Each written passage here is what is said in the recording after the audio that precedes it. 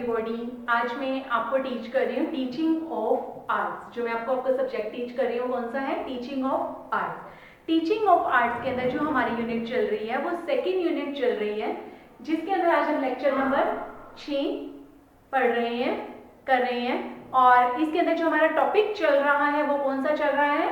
Method of arts. कौन सा topic चल रहा है? Method of arts. Method of arts के अंदर हम अब तक लाइंस, कलर्स और स्पेस, ये 3 पॉइंट्स हम इसके अंदर पढ़ चुके हैं। लाइंस रेखा, कलर्स रंग और स्पेस अंतराल, ये 3 पॉइंट्स, 3 टॉपिक्स हम इसके अंदर क्लियर कर चुके हैं। आज हम नेक्स्ट टॉपिक की ओर आगे की ओर बढ़ रहे हैं, जो है हमारा बैलेंस, संतुलन, रिदम, लय। आज हम 2 पॉइंट्स पढ़ रहे हैं इसके अंदर। क्या है? संतुलन और लय। जो अब तक हमने पढ़ा है कि रेखा, कि एक चित्र बनाने के लिए रेखा की क्या इंपॉर्टेंस होती है। एक चित्रभूमि पर एक कलाकार के लिए, एक चित्र को जब एक कलाकार बना रहा है, जब एक चित्र को एक कलाकार बना रहा है तो उसे किस किस चीजों की जरूरत है।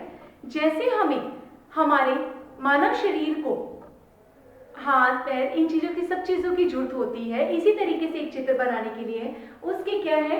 लय की भी जरूरत होती है। तो जैसे रेखाओं की जरूरत है कि किस टाइप की रेखा कहाँ दिखानी है, किस टाइप की रेखा कहाँ दिखानी है, इसी तरीके से कहाँ कौन से रंगों का प्रयोग करना है, कौन सा रंग क्या कहता है, क्या प्रदर्शित करता है, उसके अकॉर्डिंग अब तक हमने पढ़ा है। और अंतराल के बारे में भी पढ़ा है। अंतराल क्या होता है कि जब हम एक चित्रभूमि के ऊपर बनाते हैं, चित्रभूमि हमने ली है, मतलब कि जो भूमि है चित्र की वो क्या है? अंतराल है, कि उसके ऊपर किस तरीके से उसको डिजाइन करेंगे, किस तरीके से हम उसके ऊपर कोई भी चित्र को बनाएंगे। तो आज हमारे यहाँ संतुलन, संतुलन क्या होता है? आज हमारा जो नेक्स्ट पॉइंट है वो क्या है? संतुलन। उससे नेक्स्ट पॉइंट हम पढ़ेंगे लय, रिदम, बैलेंस। संतुलन को बैलेंस बोला जाता है। बैलेंस क्या होता है? एक चित्रभूमि में बैलेंस की क्या जरूरत है? वैसे तो हमारी लाइफ के अंदर बैलेंस हर चीज के अंदर ही जरूरी होता है। ये नहीं है कि सिर्फ खुशियां ही हो, गम भी होने चाहिए। एक चीज का, हर चीज का बैलेंस होना हमारी जिंदगी के अंदर बहुत ज्यादा जरूरी है। तो वो बैलेंस क्या है? संतुलन क्या है? एक चित्र बनाने के लिए, एक कलाकार के लिए, एक कलाकार जब एक चित्र का निर्माण कर रहा है तो वो अपनी पृष्ठभूमि को सबसे पहले लेगा, उसके ऊपर जो भी उसने चित्र बनाना है उसका वो बैलेंस बिठाएगा कि बैलेंस क्या है। क्या करेगा? उसका बैलेंस बिठाएगा कि बैलेंस क्या है। बैलेंस क्या है? बैलेंस क्या होता है? एक भार होता है।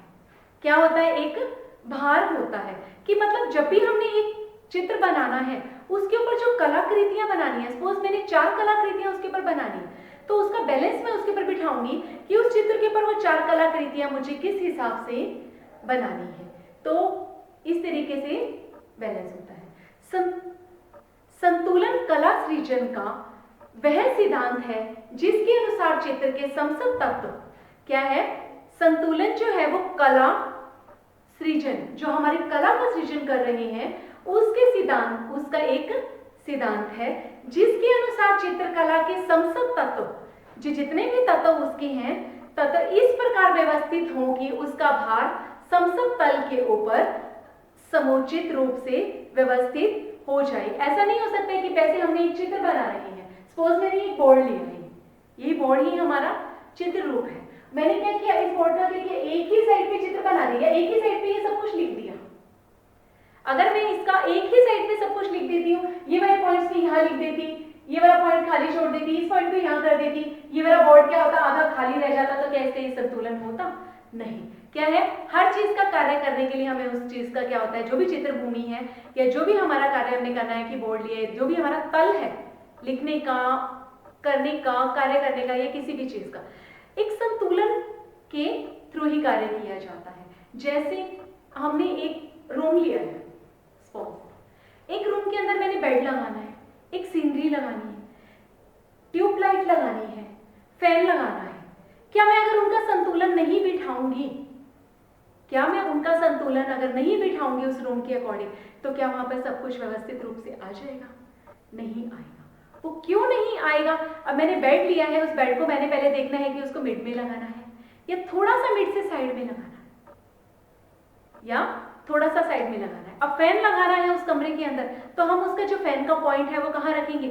रूम के मिड में रखेंगे, ताकि उसके चारों कॉर्नर तक उसकी हवा जाए। इसी तरीके से जब हमने एक दीवार के ऊपर ट्यूबलाइट लगानी है, अगर हमने ट्यूबलाइट लगानी है तो हमने किस तरीके से लगानी है? इस तरीके से व्यवस्थित करेंगे हम उसको कि चारों तरफ रोशनी जाए, तो उसका एक संतुलन बिठाएंगे और उसके अकॉर्डिंग हम लगाएंगे। कि हम ज़्यादातर कोशिश यही करते हैं कि अगर रूम छोटा है तो बेड को बिल्कुल मिड में लगा दिया जाएगा। अगर हमें अलमीरा भी उसमें अटैच करनी है या ऐड करनी है तो अलमीरा की जगह छोड़कर बाकी जो रूम बचेगा उसको हम मिड पॉइंट उसका बनाकर उसके अंदर बेड रखेंगे और बेड के बिल्कुल ऊपर ही, बेड के ऊपर बिल्कुल मिड में हम ट्यूबलाइट लगाएंगे ताकि उसकी रोशनी पूरी बेड के ऊपर आए। तो ये क्या है? एक संतुलन है। इसी तरीके से जब क्लासरूम के अंदर देखा जाता है तो बोर्ड लगाया जाता है एक दीवार के ऊपर। वो बोर्ड कहाँ लगाया जाता है? उस दीवार के बिल्कुल मिड में लगाया जाता है। क्यों मिड में लगाया जाता है? क्यों मिड में लगाया जाता है? ताकि सभी बच्चों को जो बेंचेस लगे हैं या चेयर्स उनकी लगी हुई हैं तो उनको वो बोर्ड प्रॉपर दिखाई दे और सभी का ध्यान उसके ऊपर केंद्रित हो। और ना ही वो बोर्ड ऊंचा लगाया जाता है ना नीचे लगाया जाता है। अगर ज्यादा ऊंचा लगा देते हैं तो क्या दिक्कत आएगी? कि टीचर्स को लिखने में भी दिक्कत होगी, बच्चों को देखने में भी दिक्कत होगी। इसी तरीके से जब भी ये कार्य को किया जाता है तो कोई भी कार्य हम करते हैं तो उसका संतुलन बिठा कर उसका कार्य किया जाता है। तो ये हमने आपको बताया कि किसी भी रूम की डेकोरेशन करनी है, किसी भी चीज की करनी है तो उसका भी हम संतुलन बिठाते हैं। सपोज मैंने बर्थडे के लिए रूम सजाना है, सपोज मैंने बर्थडे के लिए रूम को सजाना है, रूम को सजा रही हूं तो मैं उसका संतुलन किस तरीके से बिठाऊंगी? मेरे पास एक लड़ी है जिसके ऊपर लिखा हुआ है happy birthday to you, happy birthday.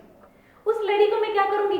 Room के एक कॉर्नर से शुरू नहीं करूंगी, दूसरे कॉर्नर से शुरू नहीं करूंगी। मैं कहां से उसका शुरू करूंगी? सबसे पहले मैं लेटर्स को काउंट करूंगी कि कितने लेटर्स हैं।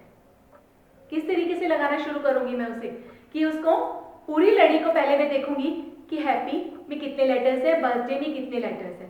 उसके मिड के लेटर्स को उठाकर उस रूम के मिड में सबसे पहले मिड वाला लेटर लगा दूंगी, मिड वाला लेटर उसको पेस्ट करूंगी। उसके बाद इधर से लेटर पेस्ट करती हुई जाऊंगी और इधर से लेटर पेस्ट करती हुई जाऊंगी। या लिखना भी है या कुछ भी हमें इस तरीके का कोई भी कार्य करना है, जब भी हमें कोई भी कार्य इस तरीके का करना होता है कि उसका संतुलन बनकर हम उसका एक सम संतुलन के अकॉर्डिंग हम उस कार्य को करें तो क्या होगा? हमारा कार्य होगा। तो ये चीज क्या है? उस चीज का जो भार होता है वो क्या कहलाता है? संतुलन कहलाता है। संतुलन के अंदर क्या क्या समसत तत्व जो होते हैं, इस प्रकार जितने भी समसत तत्व हैं चित्रकला के अंदर कलाकार जब करता है उन सब तत्वों को क्या करता है? सबका निचोड़ निकालकर, जैसे कि मैंने एक कलाकृति बनानी है, एक चित्र बनाना है, उस चित्र के अंदर मैंने क्या दिखाना है? कोई पोर्ट्रेट नहीं है, एक सीन बनाना है, कॉम्पोजिशन बनानी है। उसमें मैंने 4 लेडीज दिखानी है, 2 बच्चे दिखाने हैं और एक लेडीज को मेन रोल दिखाना है, 2 लेडीज ऐसे दूर से जाती हुई दिखानी है। उसमें 4 लेडीज में से जो 2 बच्चे हैं वो भी जाते हुए दिखाने हैं, हमने इधर उधर खेलते हुए दिखाए गए हैं। उस चित्र में 2 लेडीज कार्य करती हुई दिखाई गई हैं। उसके बाद उनका घर दिखाया गया है, पीछे से पेड़ पौधे दिखाए गए हैं।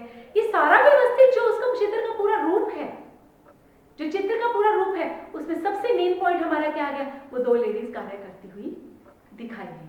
तो हमारा जो मेन पॉइंट हो गया, जरूरी नहीं है कि हमें उसे मिड में ही बनाना है, हम उसे मिड में भी बना सकते हैं और उसे हम थोड़ा आगे पीछे की तरफ भी बना सकते हैं, एक व्यवस्थित रूप से भी बना सकते हैं। तो इसका एक बैलेंस को बिठाएंगे कि वो बड़े हैं, उसको मेन देना है, उसको मेन आकर्षण देना है, तो उसको हम थोड़ा बड़ा बनाएंगे और बाकी चीजों को थोड़ा छोटा बनाते हुए चले जाएंगे। तो इसी तरीके से हम हर चीज का संतुलन बिठाएंगे कि एक साइड तो हमने पेड़ पौधे बना दिए, एक साइड ये बना दिया।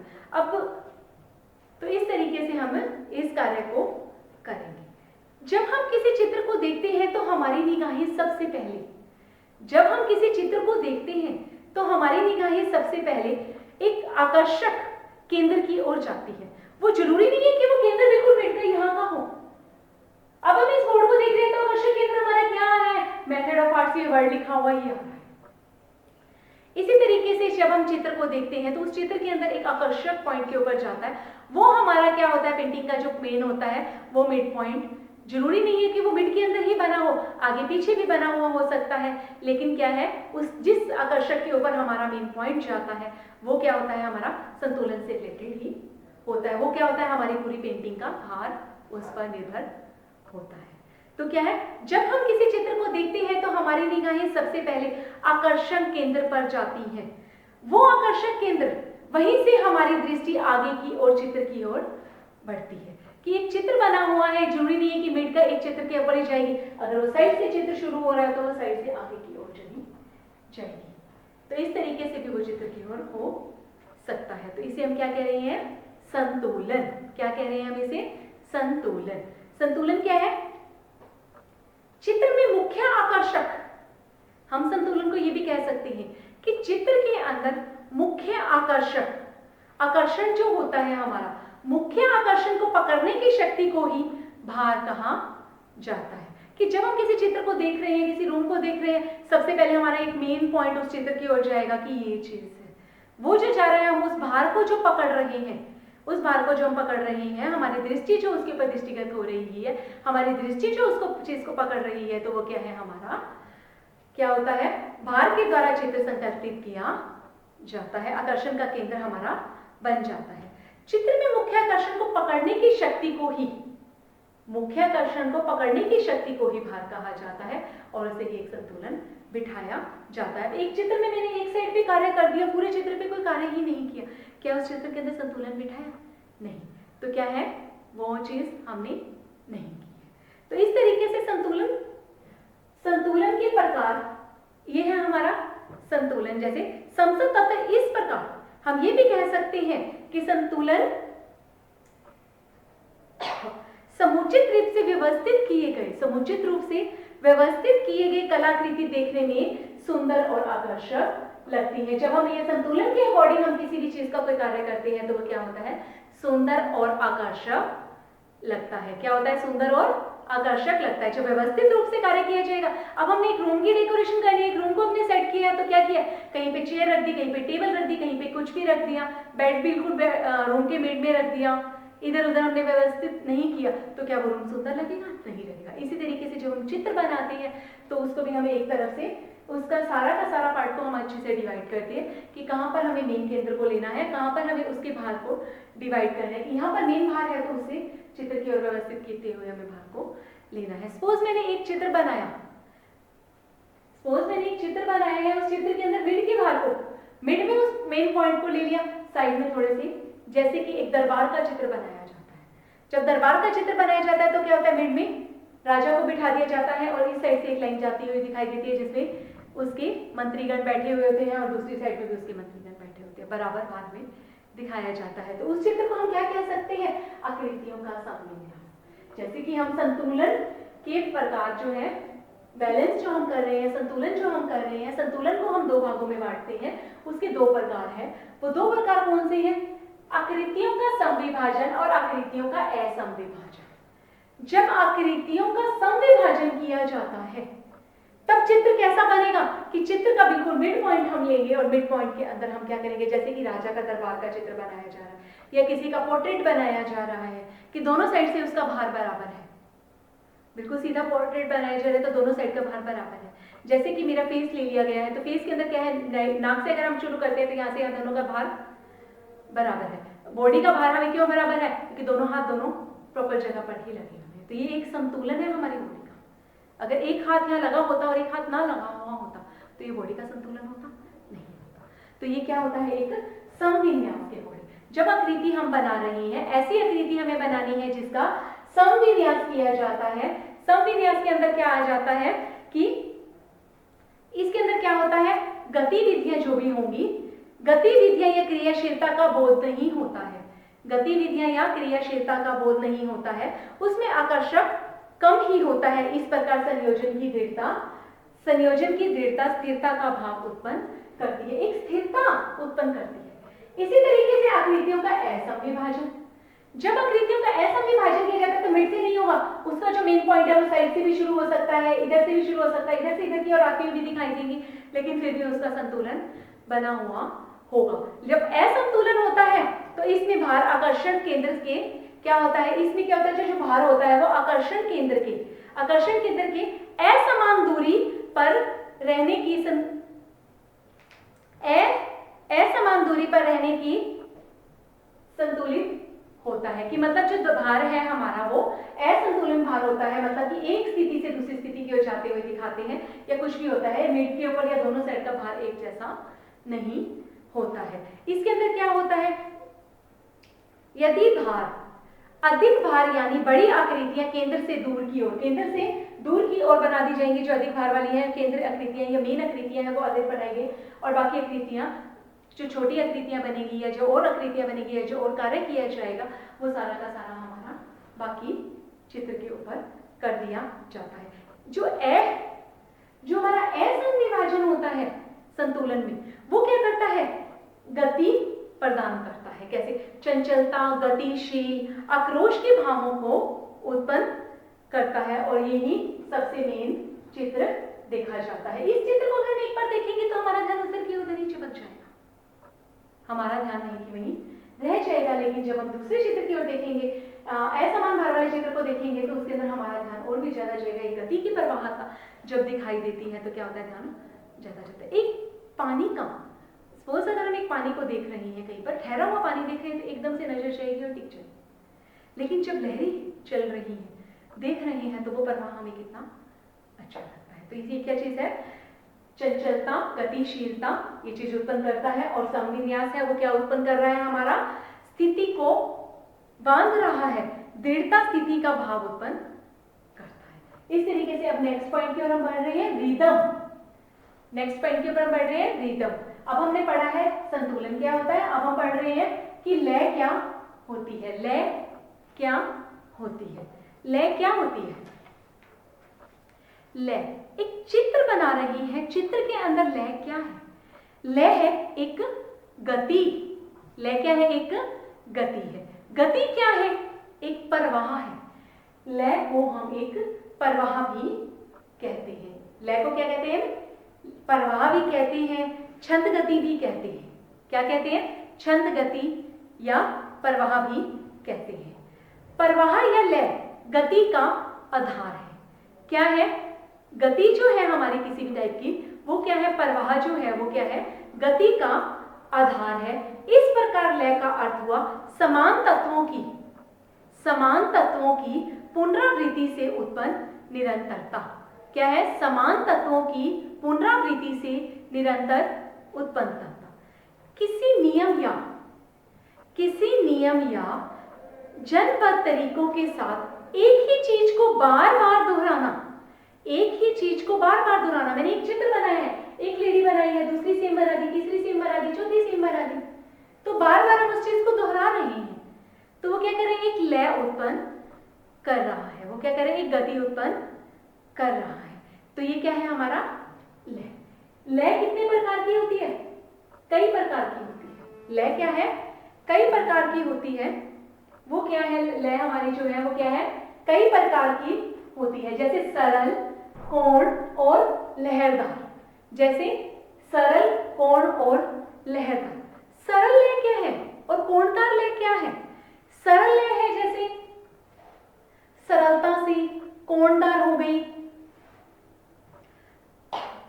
लहरदार रेखा जो होती है वो हमें हमेशा भौतिक और मानसिक दोनों क्षेत्रों में सुख प्रदान करती है। लहरदार जो है गति है जो, वो क्या है, हमें क्या कर रही है, हमें मानसिक और भौतिक दोनों तरह से हमें सुख प्रदान करती है।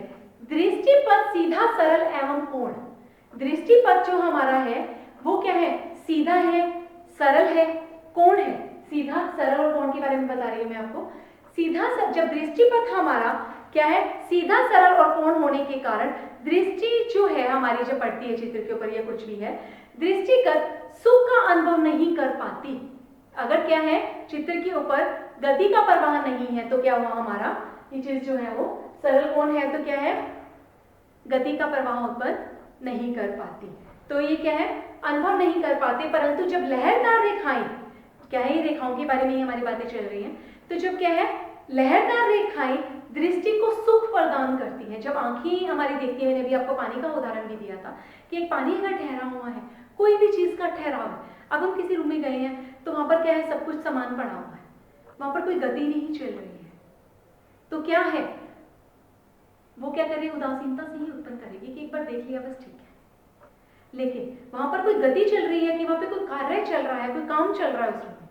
जैसे कि अगर क्लासरूम में गए हो, क्लासरूम खाली है तो आपका गति भी नहीं है, तो क्या हुआ, जगह टीचर पढ़ा रहा है, बच्चे सुन रहे हैं या वहां पर कार्य चल रहा है, तो हमारा ध्यान क्या होगा, वहां पर ज्यादा केंद्रित होगा। जब लहरदार रेखाएं वहां पर बनाई जाती हैं तो वो क्या होता है, उसकी ओर लहरदार रेखाएं हमेशा ही हमारी गति को वितंडता प्रदान करती है। तो ये एक चीज आ गई हमारी गति के प्रकार। ये भी कहा जाता है कि जो गति है वो दो टाइप की होती है, व्यवस्थित लय और अव्यवस्थित लय। गति के प्रकार है, जैसे लय के प्रकार है तो वो भी यही हो जाते हैं, व्यवस्थित लय और अव्यवस्थित लय। व्यवस्थित लय जो उनको व्यवस्थित कर रही है, अव्यवस्थित जो प्रवाह की तरह बह रही है। तो अब हमारे हैं गति प्रवृत्ति। अब हमारे हैं गति प्रवृत्ति। गति क्या है, गति क्या है, लय है। लय क्या है, गति है। गति प्रवृत्तियों के अंदर कई चीजें हमें दिखाई गई है और वो क्या हो सकती है, जैसे कि पहला पॉइंट हमारा है आकृतियों की पुनरावृत्ति। गति किस तरीके से दिखाई जा सकती है, आकृतियों की पुनरावृत्ति। पुनरावृत्ति क्या है, जब एक ही चीज को, जैसे कि एक नियम के अनुसार जब एक चीज को बार बार उसी स्थिति में दोहराया जाता है, बार बार उसी स्थिति में दोहराया जाता है, तो वो क्या है, आकृतियों की पुनरावृत्ति है कि बार बार उसकी पुनरावृत्ति की जा रही है, आकृतियों की पुनरावृत्ति है। दूसरा पॉइंट हमारा आकृतियों का अनुक्रम। क्या है हमारा, आकृतियों का अनुकरण। आकृतियों का अनुकरण क्या है, आकृतियों का अनुकरण छोटे बड़े आकार के विचारों के से, जैसे छोटे बड़े आकारों को हमने एक चित्र के अंदर हमने क्या किया, पहले चित्र पुनरावृत्ति में एक चित्र हमने लिया, वो बिल्कुल बड़ा था, दूसरा भी उसके बराबर का, तीसरा भी उसके बराबर का, चौथा भी उसके बराबर का, चित्र को खत्म कर दिया। आकृतियों के अनुक्रम में क्या होता है कि कोई चित्र बड़ा होगा, कोई छोटा होगा, कोई उससे छोटा होगा, हम उसके अंदर दूरी को दर्शाएंगे, दूरी को दर्शाते हुए हम उस चित्र को छोटा बड़ा बनाएंगे। मेन जो हमें पॉइंट लेना है या मिड पॉइंट हमें लेना है, जिस चीज को हमने हाईलाइट करना है उसको हम बड़ा बनाएंगे, बाकियों को हम छोटा बनाते हुए चले जाएंगे। तो हम ये भी इसको कह सकते हैं कि छोटे बड़े आकारों के विचारों से आकृतियों को अनुकरण, छोटे बड़े विचारों के छोटे बड़े आकारों के विचार से आकृतियों के अनुकरण से आकृतियां किया जाए तो दृष्टि क्रमशः ऊपर से नीचे की ओर जाती हुई दिखाई देती है या घूमती हुई सी दिखाई देती है। ये घूमती हुई आकृतियां कहाँ दिखाई गई हैं, अजंता की गुफाओं के अंदर जो हमने चित्र देखी है उसके अंदर घूमती हुई आकृतियां ही दिखाई गई, घूमती हुई आकृति ही दिखाई गई। तो ये है हमारा आकृतियों का अनुक्रम। नेक्स्ट है हमारा अनवरत रेखा प्रवाह। अनवरत रेखा प्रवाह, यदि किसी रेखा अथवा आकृति को, यदि किसी रेखा अथवा आकृति को घुमाव देते हुए आगे बढ़ाया जाए, कि क्या है, हमने कोई आकृति बनाई है उसको इस तरीके का घुमाव दे दिया, कि चक्र की तरह घुमाव दे दिया, घुमाव देते हुए बनाया जाए तो उसे क्या कहते हैं, अनवरत रेखा प्रवाह। अनवरत रेखा प्रवाह की टाइप के भी चित्र बनाए जाते हैं। चौथा है हमारा विकर्ण द्वारा। चौथा है हमारा विकर्ण द्वारा। विकर्ण द्वारा क्या है, लय प्रवाह कैसे उत्पन्न कर रहे हैं हम विकर्ण द्वारा, क्या है विकर्ण द्वारा, विकर्ण द्वारा है जैसे यदि किसी आकर्षक बिंदु से सभी दिशाओं में गति को विवरण अथवा सभारता करती हुई दिखाई दे, जैसे कि किसी आकर्षक बिंदु से विवरण की ओर जाती हुई दिखाई दे, जैसे कि हम दरबार का चित्र जो बनाते हैं, आकर्षक बिंदु हमारा एक होता है, मिड का पॉइंट हो जाता है, उसके बाद बाकी प्रवाह दोनों साइड से लगभग समान सा होता है, या फिर दरबारियों के चित्र छोटे आ रहे हैं आगे की तरफ बढ़ते हुए, कि एक मेन पॉइंट की ओर ध्यान देते हुए हमारा बाकियों की ओर छोटे बनाते हुए ध्यान बाकियों की तरफ फैलते हुए दोनों साइड इक्वल दिखाई दे, तो हो जाता है विकर्ण द्वारा क्या है, गति प्रवाह उत्पन्न किया जाता है। तो आज हमने जो टॉपिक पढ़ा है वो कौन सा पढ़ा है, हमने मेथड ऑफ आर्ट्स के अंदर हमने संतुलन और लय को पढ़ा है। संतुलन क्या होता है, किसी भी चित्र के अंदर उसका संतुलन को बिठाना संतुलन कहलाता है, कि संतुलन कैसे बिठाया जा रहा है, कि आकृतियों को कहाँ छोटा कहाँ बड़ा कहाँ किस तरीके से बनाया जा रहा है। उसके बाद आ गया हमारा रिदम लय। लय क्या होती है, गति को, लय रिदम क्षण गति भी कहा जाता है लय को। जैसे कि किसी नियम के अनुसार क्रमबद्ध कद हम चीजें बनाते चले जाते हैं तो उसे गति का प्रवाह कहा जाता है। बड़ी से छोटी चीजों की ओर जा सकते हैं, छोटी से बड़ी चीजों की ओर आ सकते हैं, और 1 मिनट से दोनों की तरफ जा सकते हैं। तो इस तरीके से आज का हमने जो टॉपिक अपना कंप्लीट किया है वो है मेथड ऑफ आर्ट्स का फोर्थ और फिफ्थ पॉइंट आज हमने पढ़ा है, क्या है, संतुलन और लय। तो आज के लिए काफी है। Have a nice day.